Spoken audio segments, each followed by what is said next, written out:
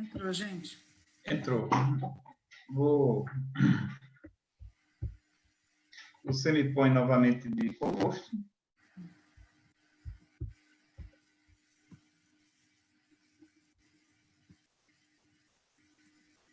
Ok, Luísa?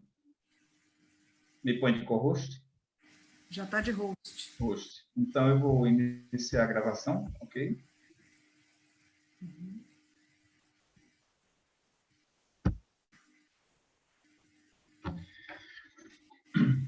Boa tarde a todos. Nós vamos dar sequência aos nossos saberes antroposóficos. Essa é a nossa quinta apresentação. Nós hoje vamos ter a doutora Heloísa Oliveira. Heloísa Oliveira é uma das componentes da diretoria executiva da ABMA Nacional.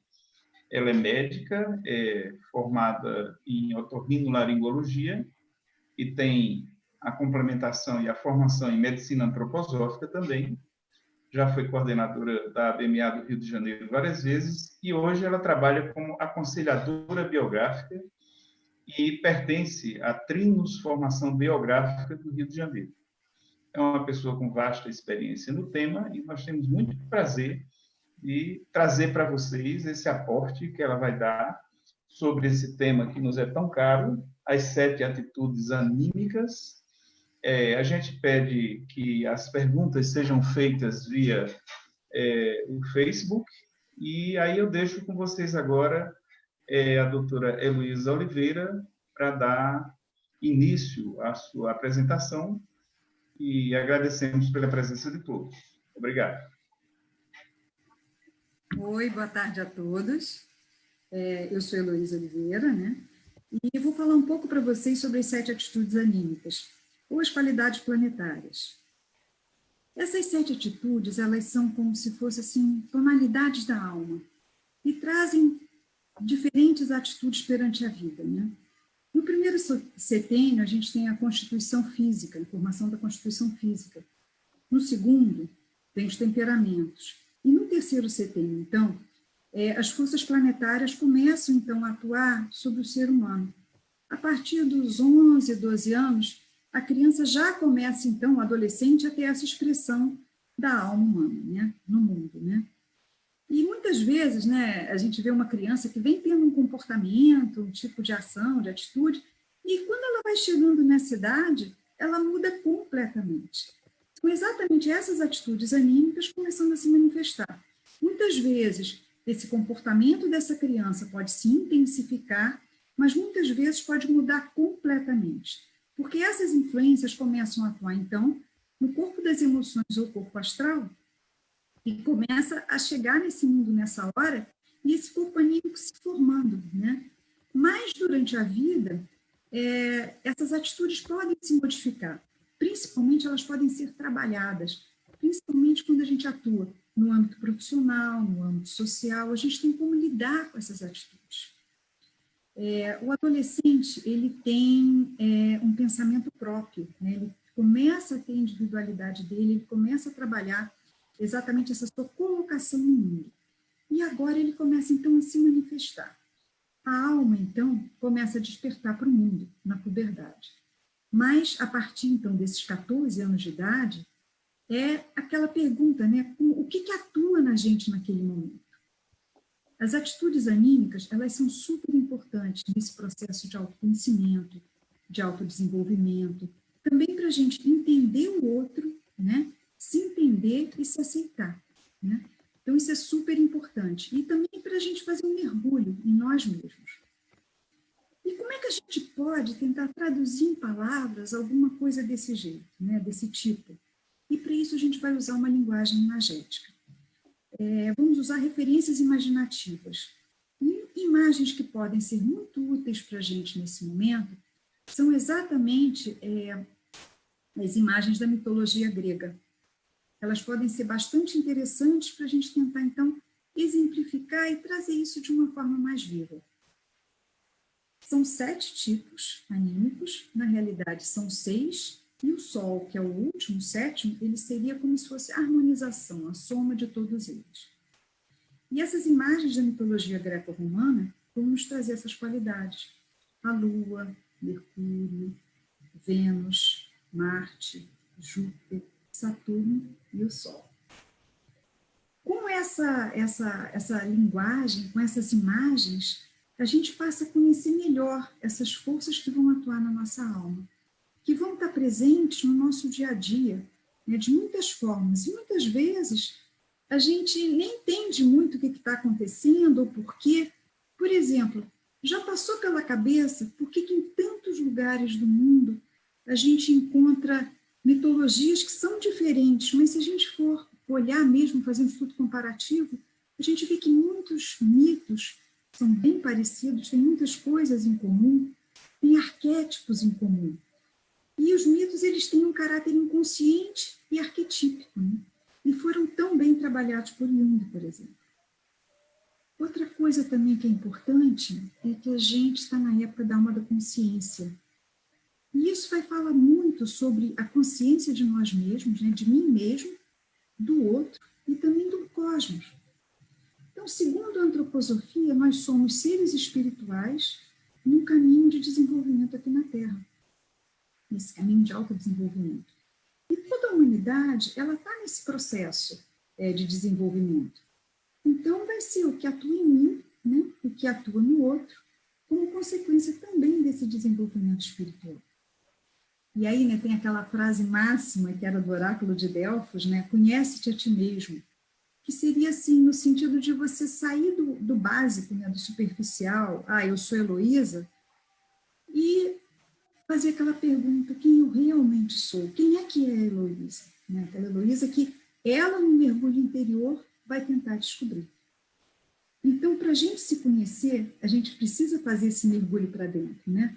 E aí, aquela questão, né? Como é que nós pensamos, sentimos e agimos. E as atitudes anímicas vão nos ajudar muito nesse processo de autoconhecimento. Essas forças, elas vão atuar a vida inteira e podem se transformar, ser trabalhadas, né? Cada um de nós carrega em si uma, duas atitudes que são mais, digamos assim, mais perceptíveis. Mas, dependendo da fase da vida, essas qualidades, então, podem mudar. Outras podem se ressaltar mais, ou a inicial pode ficar mais apagada. Então, elas podem trabalhar, elas podem abrandar ou fortalecer um tipo anímico que era predominante. E todas essas qualidades a gente precisa. Todos nós temos as 7 qualidades. Só que, se tiver em excesso, né, ou seja, se a gente cair numa unilateralidade, ou se tiver uma falta dessa qualidade, isso pode se tornar um obstáculo para o nosso autodesenvolvimento. Outro ponto super importante é que essas qualidades, elas vão atuar não só no nosso autodesenvolvimento, mas vão atuar em muitas coisas. Por exemplo, na biografia, né, no nosso trabalho biográfico, né, elas vão influenciar cada setênio. Então, cada setênio tem um correspondente exatamente de uma dessas qualidades planetárias. Também nos ritmos da biografia. E essas forças planetárias, elas têm um efeito plasmador dos nossos órgãos. E também um efeito terapêutico através dos metais, que a gente vai usar tanto na medicina antroposófica. O Rudolf Steiner, ele traz uma série de palestras sobre karma, que é o GA 236, na parte 2, que ele fala, então, sobre as reflexões sobre o karma do ponto de vista da vida humana. E isso vai ajudar muito na compreensão dessas esferas planetárias e como elas realmente atuam no homem, né, no ser humano. E essas palestras, elas trazem o comportamento arquetípico de cada uma dessas esferas planetárias e essa sua relação com o karma e sua função. Esse assunto das atitudes anímicas é um assunto que, embora básico, ele é muito importante. E ele é abordado nos módulos dos cursos básicos de antroposofia, no curso de formação, nos cursos da BMA, na formação biográfica e em todas as formações antroposóficas. É um assunto bastante importante. E agora, então, eu vou trazer para vocês a mitologia greco-romana e como essas forças vão atuar, então, no nosso pensar, no nosso sentir, no nosso querer. Então, é legal a gente, a partir disso, começar a se olhar um pouquinho a partir das coisas que eu vou falando, tentando ver o que a gente tem, o que a gente não tem, e, né, de repente, até começar a identificar outras pessoas, porque tem gente que é bem arquetípica mesmo, tá bom? Eu vou compartilhar uma tela com vocês, só um minutinho, por favor.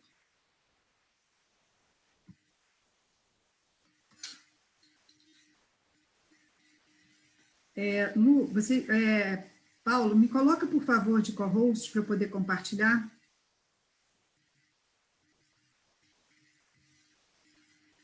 Só um minuto, por favor. Ok, já te coloquei. Beleza, obrigada.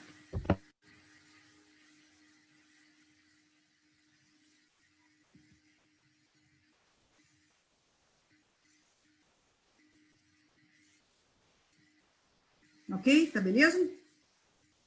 Então, vamos lá. Tá ótimo. Beleza. Então, vamos começar falando da Lua. O que a Lua passa para a gente, né? A gente olha aquela Lua linda, aquele reflexo no mar. A Lua tem uma coisa assim, que ela envolve a gente naquele ambiente quase que romântico, né? A gente se sente atraída por aquela luz da Lua, aquela luz refletida do Sol no mar. E a Lua, ela tem a ver com as deusas, né? As deusas mães, as grandes deusas. Então, na antiga Grécia, a gente tem a figura de Cibele, Deméter, da própria Selene, que são deusas que têm essa relação com a Lua. E reparem, né, nessas esculturas, que elas sempre trazem trigo na mão, alimento e animais presentes. Então, isso já denota uma grande relação da Lua com o reino animal e com a parte de reprodução, de colheita, de natureza. Então, a Lua, ela tem essa qualidade bem nítida, né? E quando a gente começa a olhar exatamente sob o ponto de vista dos outros locais, das outras culturas, a gente encontra a deusa Ísis no Egito, né? Com o filho, que é um sinal de maternidade, é uma deusa lunar, as Madonas, as Nossas Senhoras da Conceição, Nossa Senhora de Copacabana, tem uma lua a seus pés, olhem aqui, tá? Todas duas, e a Iemanjá, né? Que é a lua, reflexo do mar, né? As águas, então são deusas lunares, que trazem essa qualidade de quê? De nutrição, de acolhimento, de crescimento, de reprodução, e também de dar forma, né? Dar forma ao bebê, né? E aí nós temos duas representantes dessa esfera lunar, que são Ártemis, de Éfeso, e Ártemis grega ou Diana, na mitologia romana. Elas têm características bem diferentes, né? A Ártemis de Éfeso, ela é uma deusa cheia de mamas, no corpo dela tem inúmeras figuras de animais, tem uma coroa de abelhas em torno da cabeça e no alto da cabeça um templo, como se fossem os novos tempos chegando. Então, ela tem uma grande relação com essa parte de reprodução, de geração, de vitalidade. E a grega é uma deusa que ela, inclusive, era virgem, ela não queria se reproduzir. Mas ela tem essa coisa da natureza, do animal, e tem a ver com a flecha, né? aquela meta mais certeira. E a lua, ela vai reger tanto o aparelho reprodutor como o próprio cérebro. Então, aí a gente tem uma imagem bem interessante dessas duas deusas nesse processo. E como é que seria, por exemplo, uma coisa super importante, a Lua tem fases, né, gente? As fases da Lua são uma coisa bem conhecida de todos nós. E como é que seria, então, por exemplo, um pensar lunar, né, de uma pessoa que tivesse uma Lua muito forte? Vai ter um sentido pela natureza. Vai ter fases, né? Vai ser um pensar mais reflexivo, vai ser uma fantasia ativa, né? Lembra, a gente está vendo a lua, o pensamento vai longe, então vai ter aquela fantasia ativa, uma memória ótima, vai acumular conhecimento, mas não vai ser uma pessoa que vai elaborar muito isso internamente. No sentir, o cuidar é uma coisa natural, ela tem essa existência natural, esse sentido de família, esse cuidar maternal, uns instintos saudáveis, ritmos, acordar cedo, dormir cedo, né? Vai ser bem perceptivo ao outro, pode ter inclinações, deve ter, né, inclinações artísticas, a arte para ela é uma coisa legal. Ter uma vida saudável é uma coisa importante também. E na ação, são ótimos ordenadores, arquivadores, colocar tudo no lugar certo, né? Então, essas profissões que trabalham com muita ordem, muito arquivamento, colocar tudo certinho, muita rotina, perfeita para o perfil da Lua. Gostam muito de cuidar no sentido de nutrir. Então, vão cuidar do ambiente, vão cuidar da nutrição. Aquela mãe, menino, já escovou o dente, já botou o sapato, já foi... Então, sabe, isso aí é bem uma fala lunar, né? Vão gostar de coisas ligadas à natureza, tipo agronomia, jardins, vão ter um dom muito especial para as terapias, né, que vão cuidar do outro nesse sentido, porém são pessoas mais conservadoras e gostam de ter uma rotina. Isso é bem perfil lunar. Se essas forças estão em excesso, a pessoa pode se perder na natureza, né? Ou então a vida vira só uma rotina, é um problema. Ou uma memória muito fantasiosa. Podem ficar com excesso de cuidados em relação ao outro, aquele amor exagerado, né? Aquela coisa que não deixa o outro respirar muito. Pode predominar os instintos, porque como ela tem esse vínculo com a natureza muito grande, pode ficar uma pessoa extremamente instintiva e viver no mundo da lua também, né? E também começar a fazer coisas de uma forma meio automática, sem pensar muito, né? O que a gente chama de um sonambulismo. Pode ter uma tendência à histeria e também começar a guardar tudo, colecionar desde palito de fósforo até lâmpada queimada, entendeu? Então, pode começar a criar um hábito, um vício, digamos assim, de colecionar coisas, né? E para o autodesenvolvimento, ela teria que mergulhar nisso, né? Tentar se entender um pouco mais e começar a despertar um interesse pela arte, por outras coisas, e assim desenvolver mais essa autoconsciência, né? Esse autodesenvolvimento mesmo, e se tornar proativa, né? Alguma coisa que a motive a se locomover, a sair nisso. Porque o defeito da Lua seria exatamente a acomodação e se dedicar demais aos instintos, uma licenciosidade. Por outro lado, a virtude é uma atitude serena e contemplativa perante a vida. E tem tendência artística, né? E percebe o outro, e essa fantasia criativa deles que é muito interessante. E aí a gente vai para outro, que seria exatamente o Mercúrio, né? O que essa imagem passa para vocês? Para mim, ela passa uma leveza, né? É aquela coisa de ir para cima. O Mercúrio, ele era o grande mensageiro dos deuses. Ele ligava o Olimpo à Terra. E ele voava, ele é muito ágil, ele é rápido, ele flui, né? Tem o caduceu, e reparem nas estátuas de Mercúrio, ele dificilmente está com os dois pés chapados no chão. Eu nunca vi nenhuma. Quando está com os dois pés no chão, um está só na pontinha. Ele não consegue aterrar totalmente. O Mercúrio, ele é bem fluido, né? Aliás, essa é uma característica mercurial.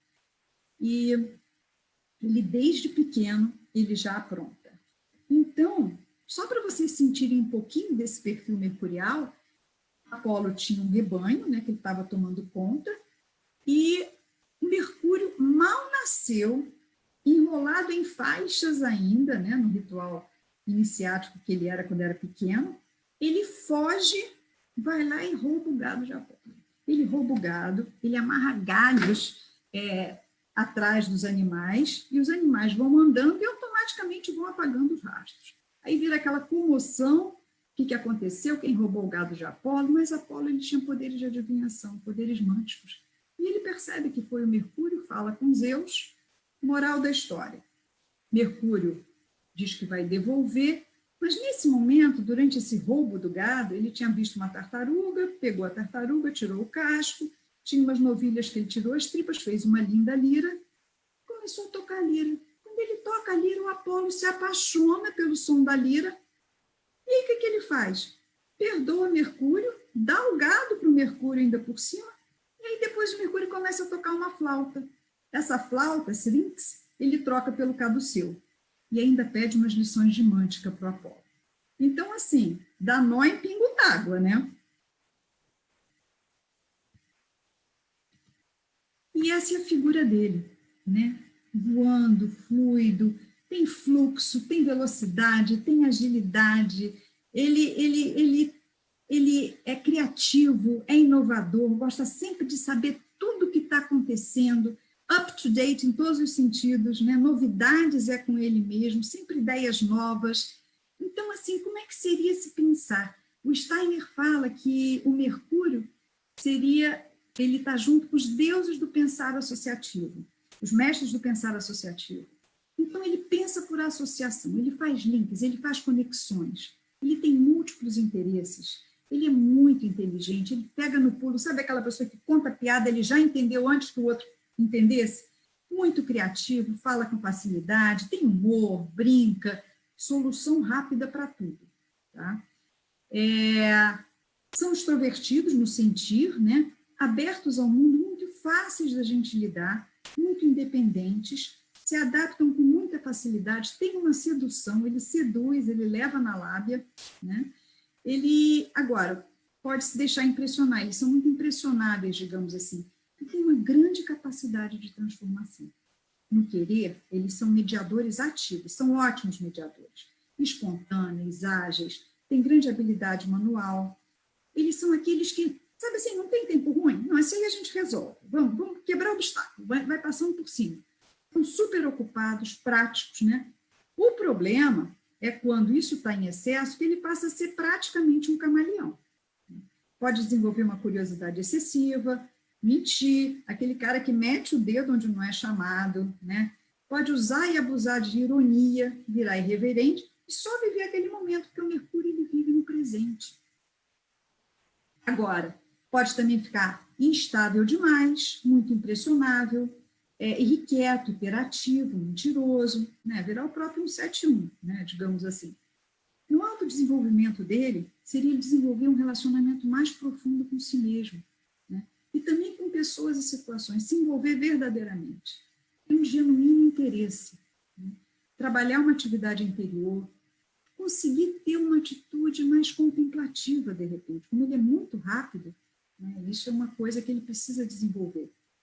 A virtude é a inteligência, né? E essa capacidade de fazer associações, e o defeito dele é exatamente poder ficar na superficialidade excessiva e desonestidade. Então, esses seriam os problemas, digamos assim, do Mercúrio. E o Mercúrio, ele está na mídia, né? O Mercúrio, ele está presente com a gente até hoje em muitos momentos. Então, Hollywood adora o Mercúrio. Então, você tem o Máscara, você tem o Charada, quem roubou os raios do Percy Jackson era o filho de Hermes, que é o Mercúrio grego, o Loki.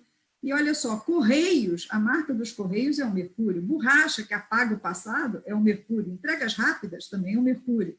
Então, ele está aí sempre. E esse símbolo dele é bem característico, saquinho de dinheiro na mão, os pés que não estão chapados no chão, o caduceu e na cabeça o pétaso, né? Que é esse capacetezinho com as asinhas do lado. E aí a gente vai para Vênus. O que essa imagem passa para vocês? Uma beleza, uma harmonia de formas, né? Uma sensualidade, uma serenidade também. A Vênus traz uma serenidade. E uma das coisas mais lindas, eu acho esse quadro do Botticelli, que é o Nascimento da Vênus, e que fala muito sobre essa atitude anímica, né? Tem o mito de Urano, que Urano era o grande firmamento, né, que ele tinha relação, era casado, digamos assim, com a Gaia, né, e o que acontecia? Ele gerava incessantemente. O tempo todo ele ficava gerando filhos. Alguns, como os titãs, ele deixou sobreviver, os outros ele fazia com que a mãe engolisse essas crianças todas. Chega uma hora que ela se cansa, pede para um desses titãs se poderia ajudá-la a acabar com esse criar incessante. O Cronos ou Saturno se oferece, emascula o pai na hora de uma relação, e o que acontece? O sêmen de Urano, desse criar incessante que cai na espuma das águas do mar, desse momento nasce a Vênus. Então ela vem, segundo Steiner, ela é o amor cósmico na Terra. Ela cessa essa reprodução incessante E agora a reprodução vem através de uma escolha, através de uma atração, através de uma opção. Não é mais aquela automática de Urano. E aí, como ela vem, olha que coisa bonita, gente. Ela vem e aparece nesse quadro numa concha. A concha é forrada de madrepérola, que é o nacário, que digamos assim, a substância mais preciosa produzida nas águas do mar, né? E esse nacar, ele é furta-cor, e a Vênus tem toda uma relação exatamente com esse ambiente anímico, esse ambiente do coração, esse ambiente das cores da alma da gente. Ela traz isso de uma forma muito bonita. E aí, quem a recebe? O vento Zéfiro, é o vento quente do oeste, que vem trazendo, soprando, já trazendo uma conotação de calor e brisa, de movimento, junto com Flores, ou Flora, deusa da primavera, que vem trazendo, então, esse ar primaveril. E ela é acolhida, ela vai para uma ilha de Cítara ou Chipre, que são ricas em cobre, e ela é acolhida, então, por uma hora. E aí, então, tem outra característica da Vênus, que ela é acolhida, enfeitada, se chama o atavio de Afrodite, ou Vênus. Afrodite é a Vênus na Grécia. E, então, levada ao Olimpo. No Olimpo, ela quando era a esposa de Zeus, quando vê aquela deusa maravilhosa chegando, trata logo de arranjar um marido, da Hefestos, que era o filho dela, para casar com a Vênus, só que ele mora dentro de um vulcão. Então, esse, embora fosse o marido da Vênus, não era a grande paixão dela. A grande paixão dela é exatamente o Marte. E aí esse casal aí fica super famoso, né, o Marte e a Vênus. E como é que seria, gente, esse pensar venusiano, né? Como é que seria esse pensar venusiano? Então, a Vênus, ela transita muito no âmbito da simpatia e antipatia. Ou ela ama ou ela odeia. Isso é legal, isso não é muito legal.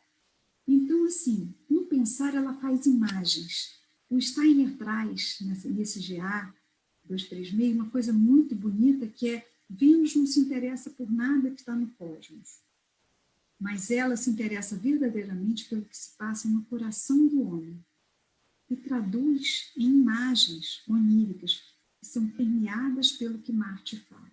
Então, ela só ouve a Marte, mas se interessa, tem um genuíno interesse por tudo que se passa no coração do homem. Então, esse é o âmbito da ação da Vênus, né? Então, no pensamento, logicamente, um pensamento ligado muito à parte emocional dela, né? É um pensamento caloroso. Ela faz tudo em imagens, artística, estética, mas nem sempre muito prático, aliás, normalmente pouco prática. O sentir dela é cheio de sentimento. Ela trabalha muito com a simpatia, antipatia, ela tem essa alegria de viver, esse sentido de beleza, esse sentido outro. Ela se doa bastante, e veneração e devoção são âmbitos da Vênus. Ela tem essa religiosidade profunda, né, no sentido espiritual. Ela age pelo sentimento, ela faz tudo por amor, né? Tem desejo, tem cuidado em lidar com o outro, age por amor, tem muita consideração, é capaz de sacrifícios e reage ao mundo com sentimento. Agora, se isso for excessivo, né, ela vai ficar com um pensamento excessivamente emocional, pode ficar excessivamente romântica, ou então, muitas vezes, séria demais, né? Sim, porque tem simpatia e antipatia, não é isso? Então, na simpatia, ela vai ficar excessivamente simpática. Na antipatia, vai ser exatamente o inverso, excessivamente antipática, né? E pode ter fome de viver, né? Mania de agradar, aquela paixonite aguda, né? Pode ser over de emoção, pode ser aquela pessoa também que se funde na dor do outro, né? E acaba quase que sufocando, vampirizando. Pode se tornar extremamente esbanjadora, viver só no prazer, essa coisa toda. E, por outro lado, se a gente não tem a Vênus, o que acontece é que a vida fica sem graça, fica apática, fica cinza, cria uma frieza do coração, uma frieza anímica, e não tem interesse pelo outro, pode se tornar mesquinho, né? Desleixado. O desafio dela é exatamente o equilíbrio entre o ouvir e o acolher. É trabalhar essa imparcialidade, digamos assim, não julgar pelo sentimento. Buscar, se ela tem um interesse, a gente pode usar esse interesse para chegar em outras coisas, né? Por exemplo, assim, ela buscar algum assunto que tenha relação com o que ela se interessa, que a partir daí ela consegue ir em frente. A virtude dela, a compaixão, né? E o encantamento. E o defeito, muitas vezes, é viver só por prazer. A gula, fofoca, curiosidade, ou então fazer tudo para ser aceito, né? É um outro problema, um defeito, digamos assim, da Vênus. E aí a gente chega no Marte. O Marte, o que vocês acham quando vocês olham essas imagens do Marte? Ele passa o quê? Forte, né?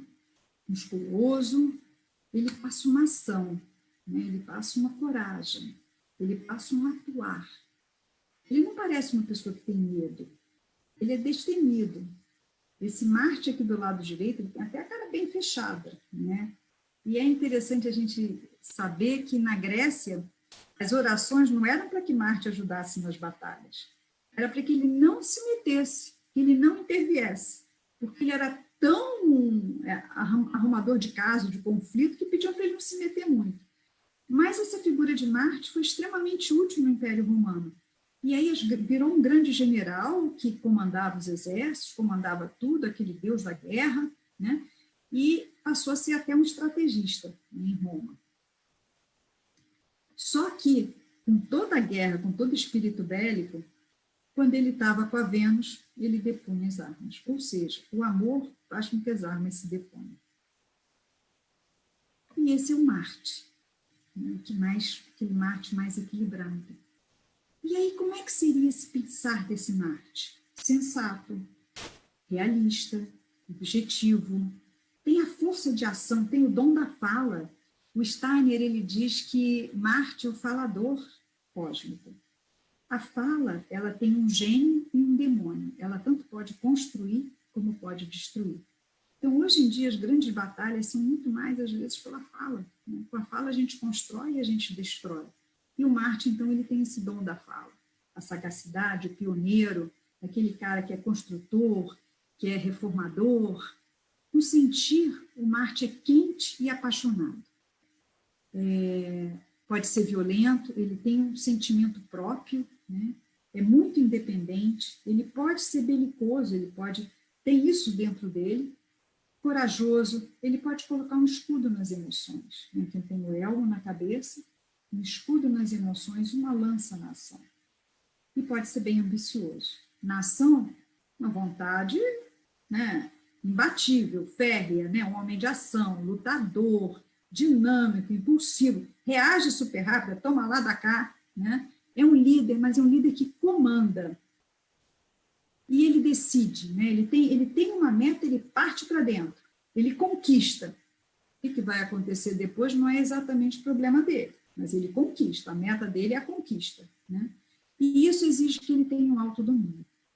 Se ele está em excessivo, ele vai virar aquele Marte lá da Grécia, né? Que é ousado, agressivo, agitador, vive arranjando conflito, muito crítico, pode ser um raivoso sem controle, né? Briguento, superativo, aquela que tudo é ele, se autoafirma, muito explosivo. Agora, o desafio é escutar o outro, ter um autocontrole, trabalhar essa vida interior, perceber o outro, né? E a virtude, a coragem. E se o Marte é bem trabalhado, ele começa a desenvolver uma outra virtude, que é uma amabilidade. E o defeito é exatamente esses, né? Violência, agressividade. Agora, se não tem Marte, se a pessoa não tem essa qualidade, fica fraca, medrosa, pode se alienar do mundo, inseguro, vai ser mais lento, vai esconder sentimento, vai faltar ação. Então, o Marte é essencial para a gente ter também. Está acontecendo aqui.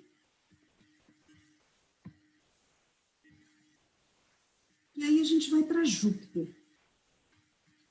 Olhem essa imagem. O que passa essa estátua, né? Essa imagem, essa escultura para vocês. Um olhar altivo, ao longe, uma ação. Ele não é um garoto, ele não é um rapaz, ele é um senhor, mas sarado, né? Assim, com o corpo trabalhado, firme, forte, aquela altivez, né? Ele é um grande senhor. Eu contei rapidamente um pouco do mito de Urano, aí Cronos emascula o pai, e ele também tinha uma maldição, né? Uma maldição não, uma previsão, que era que ele também seria destronado por um filho. E aí Saturno, que é o Cronos, é casado com Reia, e aí o que ele fazia? Para não ter risco, ele devorava as crianças todas. Nascia o filho, ele engolia, pronto, estava resolvido o problema. Só que quando o Júpiter ia nascer, a mãe apanhou, pegou uma pedra e deu. Isso aí é o Saturno, né, comendo os filhos, e aí a Reia apanha e entrega para o Saturno uma pedra. E pega Júpiter, ou Zeus, e leva para Creta, para as montanhas, para ser criado pelas ninfas e ser amamentado pela cabra malteia. Ele, então, depois, ele prepara um vomitório, consegue dar para Saturno, os irmãos são literalmente vomitados, começa uma nova guerra, ele assume o poder e começa a terceira geração de deuses no Olimpo. Só que tem uma curiosidade muito bonita, muito interessante, que é assim, filhos de Júpiter todos somos. Então, mesmo os deuses que não eram nascidos de Júpiter, eles eram filhos de Júpiter. Então, ele era o grande pai de todo o Olimpo. E, com isso, ele é o senhor de tudo, né? Então, quando a gente olha essa figura, ele do lado tem uma águia, que é um outro símbolo muito legal. O Steiner fala que o Júpiter, ele tem todos os pensamentos cósmicos. Inclusive, todas as formas em pensamento se encontram em Júpiter. Ele é o senhor do pensar livre, do pensar criativo. Então, ele traz isso internamente. Então, como é que seria esse pensar jupiteriano, né? Você teria essa visão ampla, geral, né? Ele tem um reconhecimento, ele sabe, por exemplo, que aquela pessoa ali, ela é boa para aquela função. Então, ele coloca a pessoa naquela função. Ele sabe reconhecer o talento de cada um e coloca no local adequado. Ele tem uma capacidade de julgar com isenção. Ele é muito resolutivo, porque ele vai resolver o caso, né? E ele é nobre, ele é educado, ele é altivo, mas, ao mesmo tempo, ele tem um distanciamento, porque ele é um rei, né? Ele é um grande soberano, ele é o rei, né? E ele, do âmbito de Júpiter, no sentimento, tem também todos os rituais, as comemorações, a arte de viver, a alegria de viver é jupiteriana. E ele tem uma coisa que é o equilíbrio. Ele equilibra interna e externamente. Então, vem a coisa de fora, ele é tão centrado que ele equilibra aquilo e devolve para o mundo numa oitava acima, trazendo um pouco desse equilíbrio interior para fora. Ele sabe a pessoa certa no lugar certo. Agora, ele é ambicioso, ele tem uma grande sabedoria, ele tem uma grande liderança, ele é o grande mestre, ele é o mestre, ele é o maestro da orquestra, que sabe cada instrumento, a hora que tem que entrar. Ele tem uma liderança, mas não é uma liderança, como eu diria assim, porque comanda. Ele tem uma liderança reconhecida, as pessoas reconhecem Júpiter como líder, né? aquele cara admirado, ouvido, né?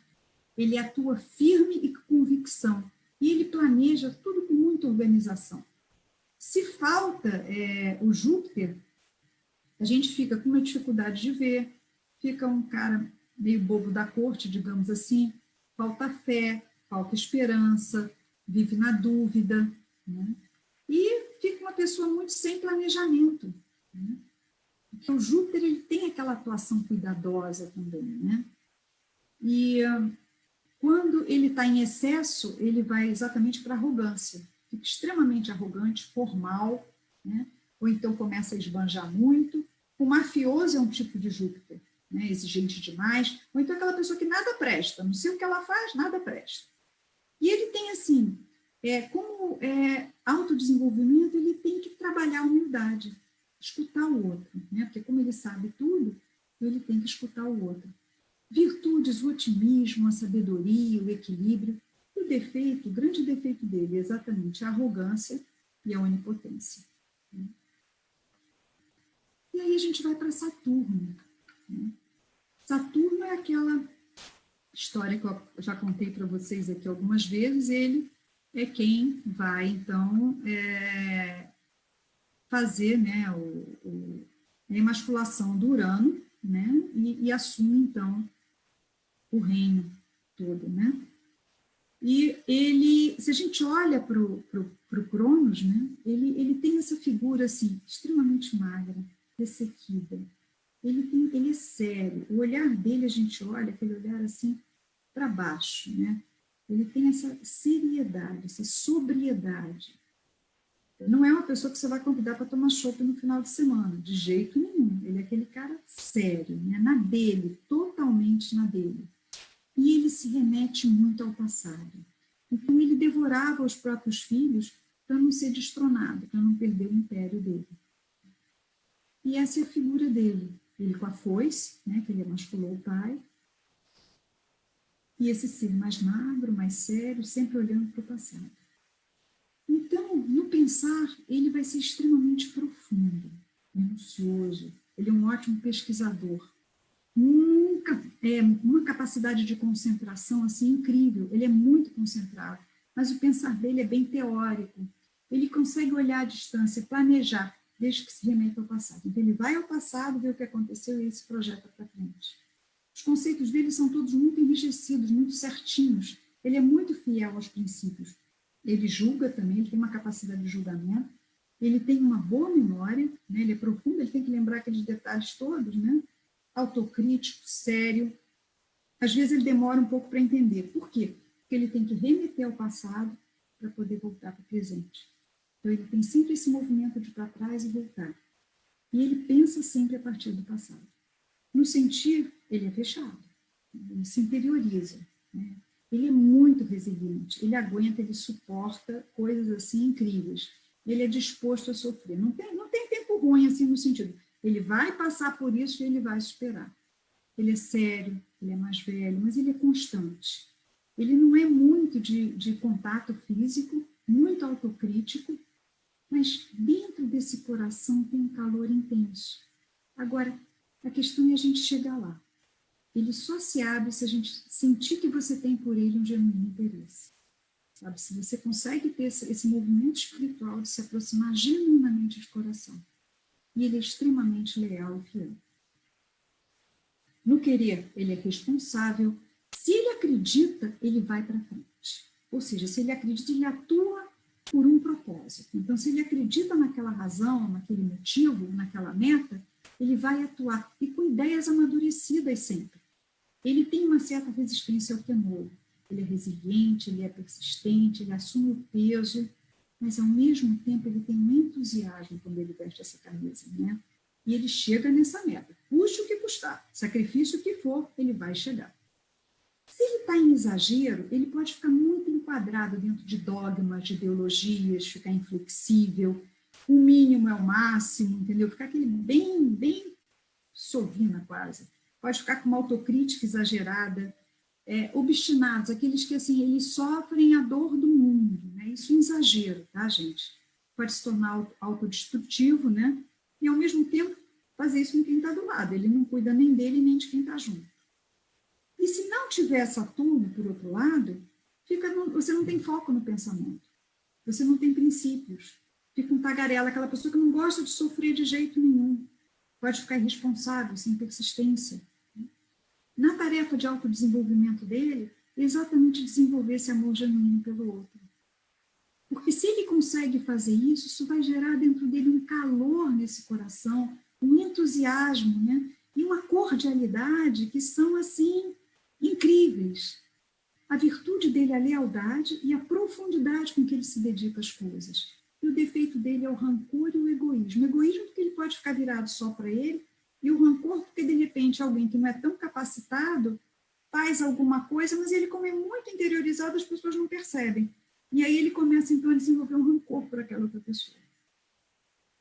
Então, esse seria, então, o Saturno. E aí tem essa frase do Goethe, que eu acho que é bem de propósito mesmo, que é assim, o homem deseja tantas coisas, e, no entanto, precisa de tão pouco. Saturno, ele trabalha com o que é essencial.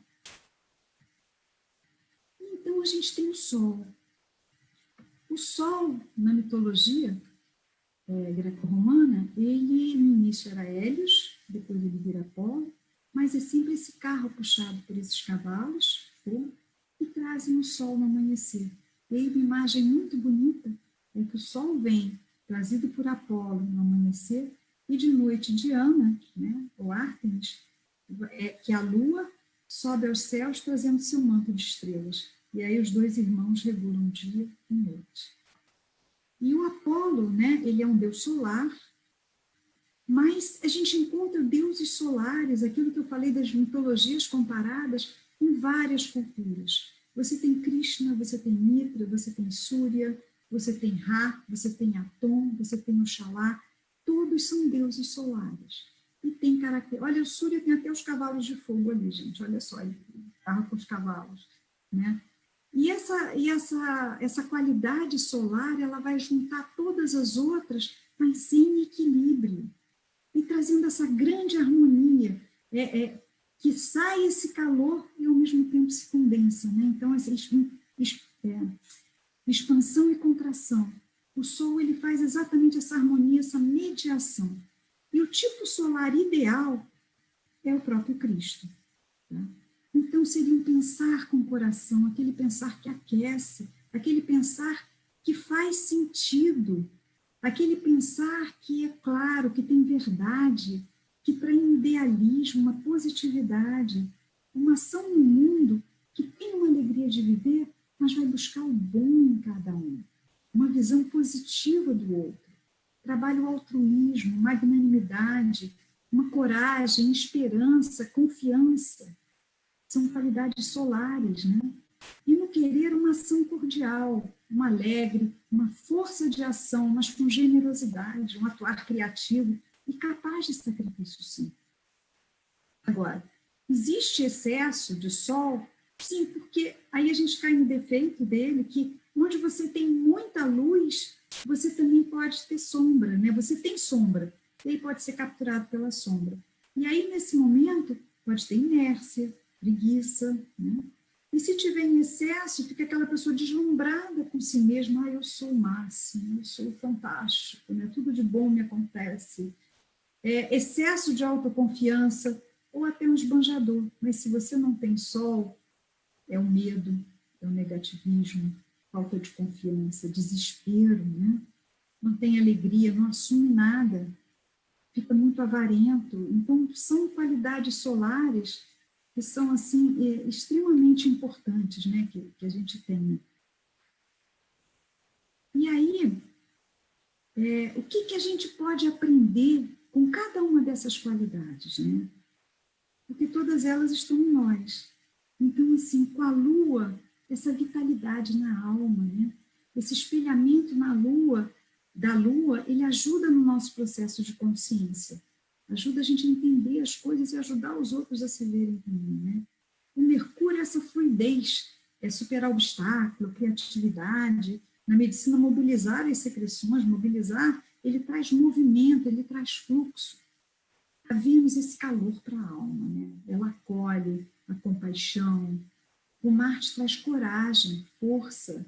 Ele traz assim, pensar, sentir e querer atuando de uma forma coesa, firmes, né? A coragem, a iniciativa, o poder da fala, gente, o poder da transformação. E às vezes o Marte tem que atuar para que as coisas possam se transformar. O Júpiter traz as forças de configuração, a configuração da alma, essa visão do todo, o equilíbrio entre dentro e fora, interno e externo. O Saturno, ele vai ao essencial, né? Ele protege, ele evita que a gente se perca, né, nesse mundo de emoções, essa coisa, então ele traz aquele centramento, né? E o Sol são essas forças de harmonia, essas forças de harmonização, esse atuar cordial, né? Isso é super importante. E na medicina antroposófica, que nem eu falei no início, a gente tem para cada um deles um órgão e um metal, né? Então, assim, a Lua, eu já falei, o aparelho reprodutor, o cérebro e o metal é a prata. No caso do Mercúrio, é o pulmão, né, que traz esse fluxo de entra e sai do ar, né, fluxo respiratório, e é o Mercúrio, o metal, o próprio Mercúrio. Na Vênus, ela vai reger os rins e seria o cobre, né? O Marte seria o ferro, nesse processo de encarnação, e ele vai trabalhar a vesícula e a fala, laringe também. O Júpiter tem a ver exatamente com o fígado, né, e com as cartilagens nas articulações, e ele é regido, então, o metal dele seria o estanho. E o Saturno, então, seria o baço e os ossos, e seria o chumbo. Então, esse seria o quadro geral dos planetas, né? E como eu falei, eles também estão na biografia, e regendo, então, cada setênio você teria um planeta também nos últimos. E aí eu gostaria de ler para vocês esse poema, porque eu acho que é muito bonito. E tem tudo que eu falei até agora condensado. Eu levo o sol em mim, ele me guia como um rei no mundo. Eu levo a lua em mim, ela mantém a minha forma. Eu levo Mercúrio em mim, ele mantém unidos sol e lua. Eu levo Vênus em mim, sem seu amor nada existe. Ele se reúne a Marte, que fala o meu ser em palavras, para que Júpiter tudo ilumine com sua luz de sabedoria, e Saturno, o maduro, irradie o meu ser em cores. Rudolf Stein. Muito obrigada.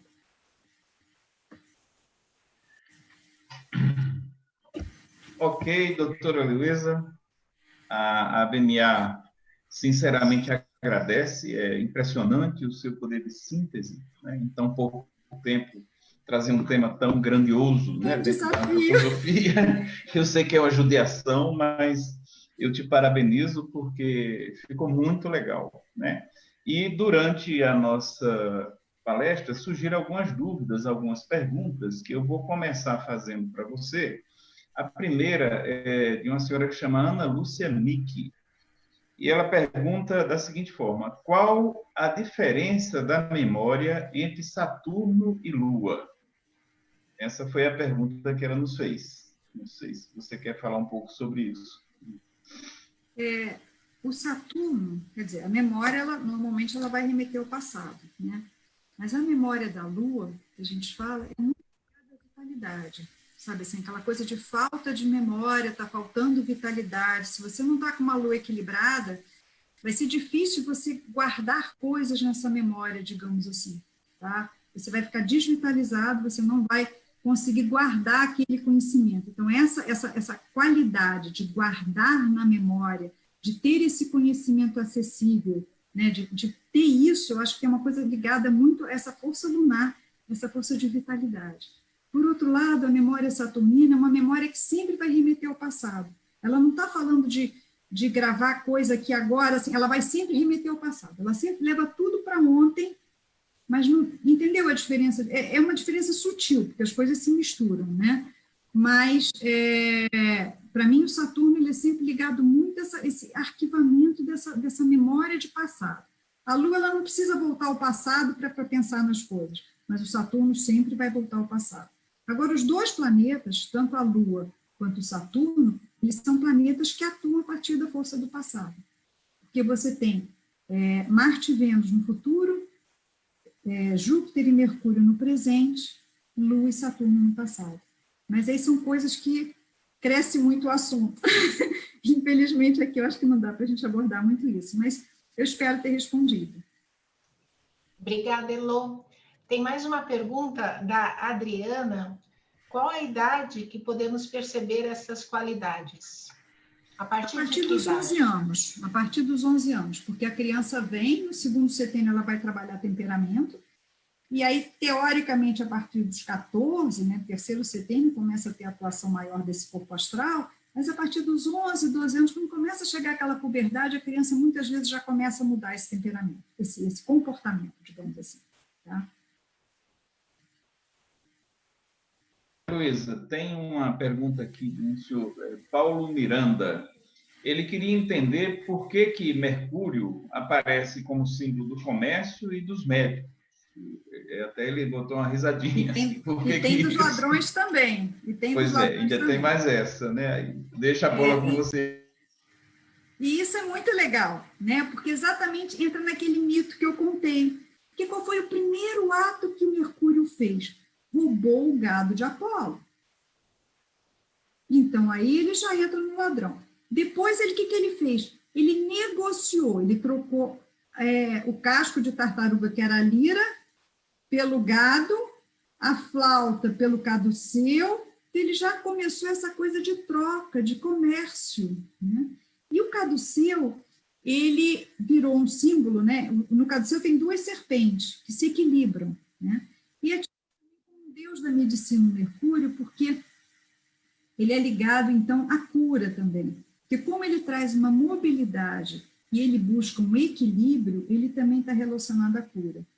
E ele também estaria relacionado, eu não falei isso aqui, mas ao arcanjo Rafael, que é um arcanjo de cura, né? Então, por ele trabalhar nessa esfera de equilíbrio, equilibrando polaridades, ele também está relacionado à cura. Então, por isso que é médico, ladrão e comércio. Obrigada, Elô. Mais uma pergunta. Posso ter todas essas qualidades ou só uma? Você tem todas, espero que tenha, né? Agora, uma ou outras vão mais de frente, aparecem mais assim, sabe? Então, você pode ser mais uma coisa, mais outra, mas você tem todas. Por isso que eu falei no início que, dependendo da fase da vida, a gente pode ser mais marciana ou atuar mais, estou numa fase mais introspectiva, eu estou mais Saturno agora, eu agora estou comandando, eu estou mais Júpiter. Então, isso pode acontecer, as qualidades sobrepujarem umas às outras. E essas qualidades, por serem ligadas a esse corpo das emoções, esse corpo astral da gente, elas são mais trabalháveis. Então, a gente consegue se autoeducar, consegue trabalhar essas qualidades, ver o que está faltando, o que eu preciso para desenvolver, ver o que está sobrando, o que eu preciso para diminuir, para a gente buscar sempre o equilíbrio, tá? Heloísa, tem uma senhora Silvana, ela diz assim: não conheço nada desse assunto, adorei a palestra, eu gostaria de saber de que se trata o aconselhamento biográfico. É uma pergunta sobre o aconselhamento biográfico. Se é uma terapia, ela quer saber o que é. Tá. O Steiner, né, ele trouxe a teoria dos setênios, né? Isso foi trabalhado depois pelo Liverhood e também pela doutora Goodall. Então, é uma teoria que a vida se divide em períodos de 7 anos. Então, 0 aos 7, primeiro setênio, segundo setênio, por exemplo, esses planetas entram no terceiro setênio, que é de 14 a 21 anos, né?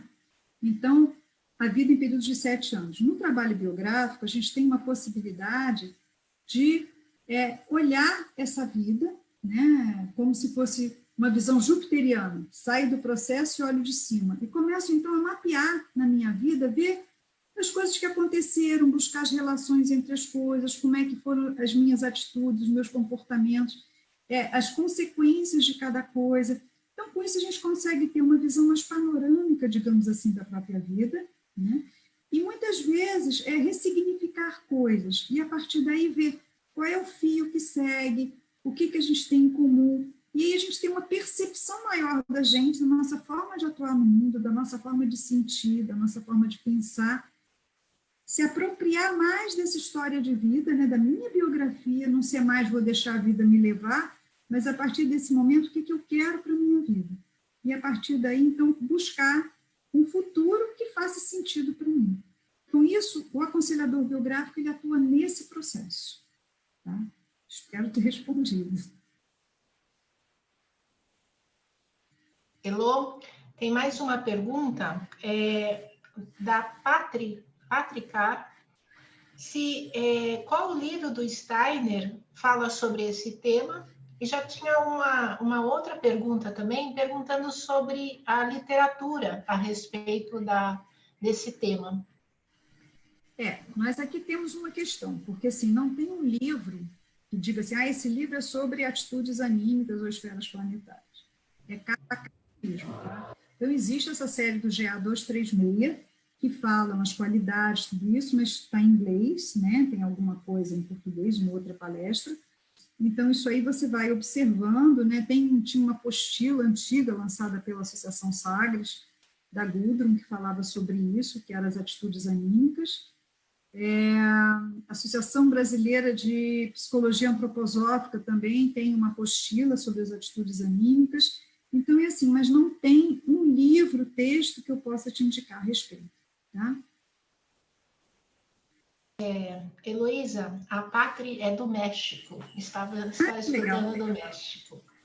E algum outro livro, Heloísa, que não seja do Steiner? Doutora Gudrun? Não, não tem. Não tem. Tomar a Vida? O zodiacal, não. O Tomar a Vida não é de atitude anímica. Ela perguntou de atitude anímica, não foi? Ah, tá. Entendi. Tá bom. Tomar a Vida é biografia. Certo. Mas é um bom livro, Tomar a Vida nas Próprias Mãos, para quem não conhece? É um livro bem legal para quem quer saber sobre aconselhamento biográfico, sobre o que é a biografia, digamos assim, como é que ela se desenvolve, o que são os setênios, como é que é todo esse processo da biografia, o Tomar a Vida com as Próprias Mãos, da Gudrun Burkhardt. É excelente, né? Tem na editora antroposófica, então é um livro bem legal para quem quer conhecer mais sobre o processo biográfico. Né? E sobre biografia, tem as formações biográficas também, então é um assunto que tem bastante literatura a respeito. Né? Pois é, doutora Luísa. Fica a dica aí para a senhora escrever. Precisa ter tempo.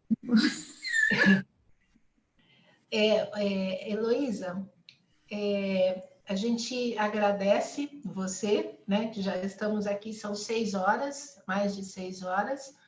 Agradecemos mais uma vez o seu poder de síntese. Esse poder de síntese é alguma qualidade? Quem tem o poder de síntese? Pode ser o Saturno que vai no essencial. Certo. Júpiter que traz a visão do todo também. Né? Uhum. Então, foi uma aula prática do poder de síntese que nós tivemos aqui em 1 hora. Então, agradeço a você. Quero avisar a todos que essas palestras estão gravadas e ficam à disposição no Face da ABMA Nacional, no Face da ABMA Rio de Janeiro, no Face da ABMA São Paulo, ABMA Centro-Oeste e ABMA Ceará. Então, essas palestras estão à disposição de todos que perderam e não conseguiram ver todo esse conteúdo. Surgiu mais uma pergunta aqui, eu vou fazer, Melô. André Oliveira. Na biografia pode-se fazer só de um período de vida? Ou quando você faz a biografia, você faz de todos? O ideal é você fazer todos, porque uma coisa tem a ver com a outra. Né? Então, quando a gente pega um processo biográfico, você vai ver a vida toda. Depois que você fizer esse planejamento geral, você pode até trabalhar um tema mais específico dentro da biografia. Mas, num primeiro momento, eu acho que você tem que ver tudo, porque como é que você vai falar do momento atual se você não visitou, por exemplo, a sua infância, seu primeiro setembro, seu segundo setembro? As coisas são muito interligadas para você, eu quero ver só agora, porque certamente você vai ter que olhar para trás. Tá? Tá ótimo, Elô. Elô, obrigada. Eu que agradeço.